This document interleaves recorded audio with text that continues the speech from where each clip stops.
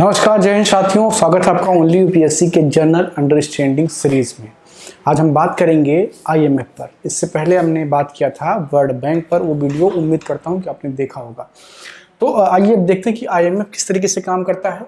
अब यहाँ पर वर्ल्ड बैंक लिखा हुआ तो मैं इसको हटा के अब आईएमएफ लिखता हूँ, क्योंकि जो नीचे हमारी बातचीत होगी वो आईएमएफ पर ही होगी। ठीक है, हमने इससे पहले वर्ल्ड बैंक की बात की थी। ठीक है, आईएमएफ और वर्ल्ड बैंक दोनों ब्रिटेन वुड समझौते के तहत ही बने थे, तो इसमें तो ये पूरी बात जो है कॉमन है।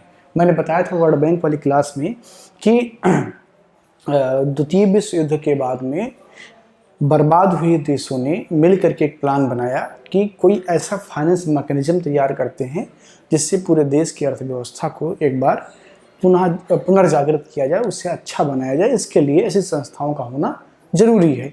और उसी के लिए अमेरिका में जो है ब्रिटेन वुड एक जगह है, वहाँ पर एक मीटिंग होती है, एक समझौता होता है जिसे ब्रिटेन वुड समझौता कहा जाता है।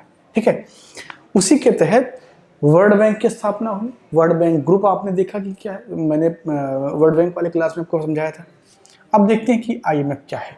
आईएमएफ वर्ल्ड बैंक से डिफरेंट है। वर्ल्ड बैंक में आपने देखा था कि अलग अलग प्रकार की उसकी एजेंसियां हैं जो अलग अलग मदों में जो है ऋण प्रदान करती हैं और उनका अपना अलग अलग मानक है। ठीक है, आईएमएफ में क्या है कि यहाँ जो फैसले होते हैं वो वोटिंग के आधार पर होते हैं। आईएमएफ में बोर्ड ऑफ गवर्नर जो है वो पावरफुल होता है, बोर्ड ऑफ गवर्नर। और आईएमएफ में जितने भी कंट्रीज हैं उनके जो फाइनेंस मिनिस्टर हैं वो इसके सदस्य होते हैं। इसके अलावा जो उनकी सेंट्रल बैंक के गवर्नर होते हैं हर देश के, जैसे इंडिया के रिजर्व बैंक ऑफ इंडिया के जो गवर्नर हैं, इसी प्रकार हर सदस्य देश के जो सेंट्रल बैंक के गवर्नर होते हैं वह भी आईएमएफ के इस ग्रुप में होते हैं और आवश्यकता पड़ने पर उन्हीं में से किसी एक को बोर्ड ऑफ गवर्नर में शामिल किया जाता है। ठीक है, तो ये होता है उसका स्ट्रक्चर। प्रस्ताव पास होने के लिए 114 देश का वोटिंग पक्ष में होना आवश्यक है। यदि कोई प्रस्ताव लाया गया किसी भी चीज को लेकर के, तो जरूरी ये है कि 114 देश उस पर वोटिंग करें। ठीक है, दूसरी बात यह है कि 85% जो वोटिंग है, यानी कि 85% की जो वोटिंग है वो जो है प्रस्ताव के पक्ष में होनी चाहिए, यानी कि भयंकर मेजॉरिटी होनी चाहिए, तभी कोई प्रस्ताव पारित माना जाएगा। अब यहाँ पर मैं आपको ये बता दूं कि यहाँ पर बिल्कुल लोकतंत्र नाम का कोई चीज नहीं है। लोकतंत्र में क्या होता है कि हर व्यक्ति को वोटिंग राइट होता है। एक होता है, एक आयु की सीमा होती है, जब उस व्यक्ति में इतनी समझ हो जाती है कि वो पार्टियों का चुनाव कर सकता है कि किसे उसको वोट देना चाहिए, तब उसे मत देने का जो है अधिकारी बना देता है। जैसे इंडिया में 18 साल है, पहले 21 वर्ष था, लेकिन बाद में संशोधन करके उसको 18 वर्ष कर दिया गया। यहाँ पर क्या है कि जो वोटिंग का वेटेज है वो अलग अलग है, और वो अलग अलग इस प्रकार है कि जिस देश की इकोनॉमी जितनी बड़ी है उस देश का वोटिंग राइट उतना ही ज्यादा है। सिर्फ इतना ही नहीं, दूसरी बात यह है कि जिस देश ने आईएमएफ के उस फाउंडेशन निर्माण में जितना ज्यादा इन्वेस्ट किया है वह भी तय करता है कि उसका वोटिंग राइट कितना होगा। ठीक है, अब एग्जाम्पल से देखते हैं कि जो वोटिंग राइट वैल्यू है वो डिफरेंट होता है, और यूएससी का जो वोटिंग राइट वैल्यू वर्तमान में है वो 17.44% है। कितना? 17.44% है। और अगर कंपेयर करें अगर इंडिया से, तो इंडिया का 2.76% है। अब यहाँ कमाल की चीज देखिए, मैं कहता हूँ कि जो अंतर्राष्ट्रीय एजेंसियां हैं ये बेवकूफ बनाने के लिए बनाई गई हैं, क्योंकि इसकी चौधराहट किसके पास है? अमेरिका के पास है और यूरोपीय एजेंसियों के पास है। ये बस केवल पूरी दुनिया को एक दिखाने के लिए कि ये वर्ल्ड वाइड एजेंसी है, ऐसा कुछ नहीं है। इस पर पूरा का पूरा खेल अमेरिका का चलता है। अब देखिए कि 100% वोट है, इसमें से 85% वोट चाहिए किसी भी बात को या किसी भी प्रस्ताव को पारित करवाने के लिए। अमेरिका के पास जो वोटिंग राइट है वो कितना है? 17.44। अब जहाँ 100 में से 17 को घटाइएगा, कितना बचेंगे? अब ये जो है अगर 17 सीधे घटा देंगे तो 83 बचा, और 83 से भी नीचे बचेगा क्योंकि पॉइंट में उधर 4 और है। ठीक है, तो अब बताइए कि अगर अमेरिका किसी चीज का अपोज करे तो क्या आईएमएफ उसे पास कर सकता है? कतई नहीं, हो ही नहीं सकता। It can not be possible. अब देखिए इस संस्था का क्या मतलब है, सीधे सीधे कह दीजिए ना कि जो अमेरिका कहेगा वही करेंगे। भाई अमेरिका अपोज क्यों नहीं करेगा, अगर उसको लगेगा कि भैया उसका नुकसान हो रहा है तुरंत करेगा। अब इसी प्रकार इन्होंने संस्थाएं बना के रखी हैं और पूरी दुनिया को अपनी उंगली पर नचा रहे हैं। मैं इसीलिए कहता हूं कि ये न्यू कॉलोनिज्म है, यानी कि कॉलोनिज्म है, यानी कि नया उपनिवेशवाद है। ये वहां पर बैठ करके आपको और हमको या सबको पता है, ये ऐसी कोई बात नहीं कि जो है बहुत इसमें जो है रॉकेट साइंस से बहुत दिमाग लगाना तो समझ में आएगा, ये है। और ये इसलिए क्योंकि ये पावरफुल है। जिसके पास डंडा होता है बैल उसी का होता है, हाथी उसी की होती है, भैंस उसी की होती है, ठीक है। तो इनके पास डंडा है, इनके पास पावर है, तो ये जो जितने भी मैकेनिज्म, जितने भी एजेंसियां हैं, ये इनके लिए ही काम करती हैं। क्योंकि इतना वोटिंग राइट अगर अमेरिका को दिया गया है तो उसका मतलब ये है कि वो अपोज करे तो प्रस्ताव रुक जाए, ठीक है। अब ये बात करते हैं कि जो IMF है उसका काम क्या है। वर्ल्ड बैंक का हमने काम देखा था कि जो अवसंरचना है, जो गरीब देश हैं या पिछड़े हुए देश हैं, सदस्य देश हैं, उनमें वो ऋण प्रदान करते हैं और उनको रिकंस्ट्रक्ट करने का प्रयास करते हैं, डेवलपमेंट करने का प्रयास करते हैं।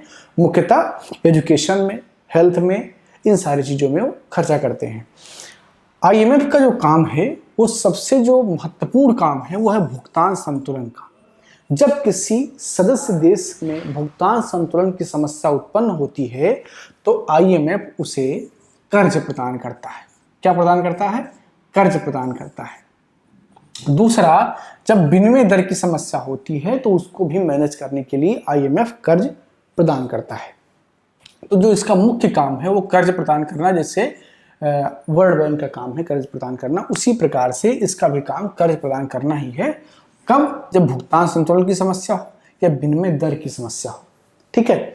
अब ये कर्ज किस करेंसी में प्रदान करेगा, ये भी एक मसला है, ये भी एक इशू है।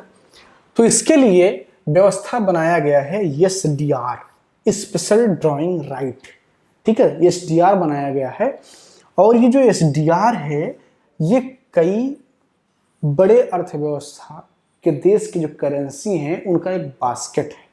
क्या है? उनका एक बास्केट है। ये व्यवस्था 1969 में लाई गई। SDR की व्यवस्था कब लाई गई?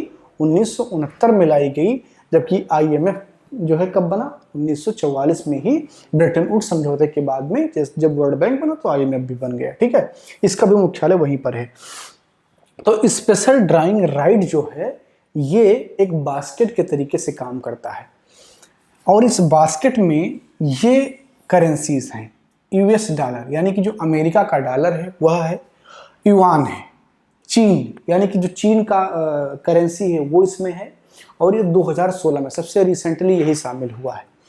एन जापान की मुद्रा है, जापान की करेंसी है। पाउंड ये यूज होता है यूरोपीय देशों में और यूरो ये भी यूरोपीय देशों में ही प्रयोग होता है। तो ये इतनी करेंसीज हैं जिनका इस्तेमाल SDR के रूप में होता है।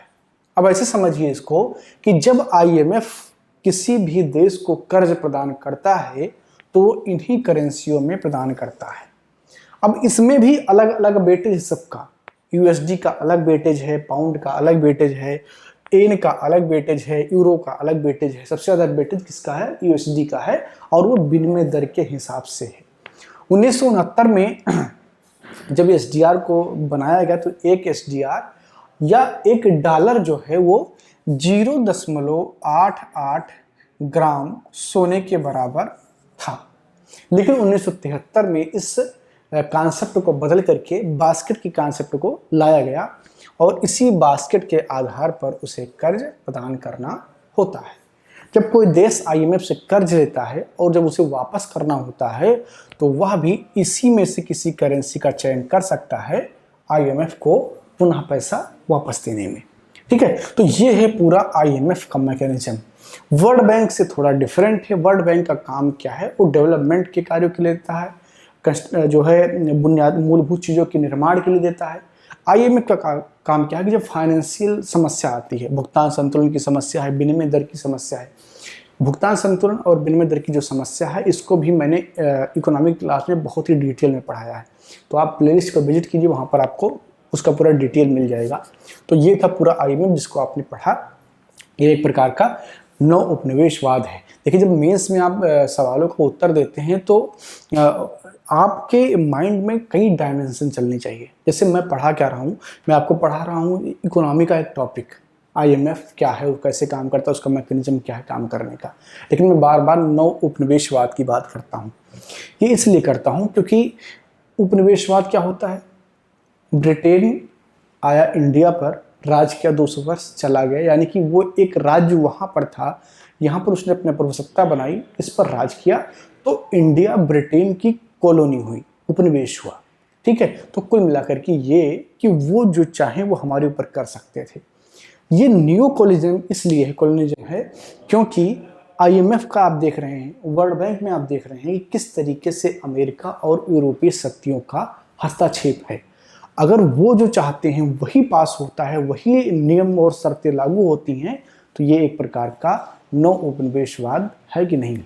होता क्या है कि ये उन देशों को पैसा दिलवाती है, उन देशों को जो है ऋण दिलवाती हैं जिनको जरूरी नहीं है कि उन्हीं को आवश्यकता ज़्यादा है, जरूरी ये है कि इनके स्वार्थ कहाँ से सिद्ध होते हैं, इनकी विदेश नीति में कौन फिट बैठता है, जियोपॉलिटिक्स में कौन फिट बैठता है।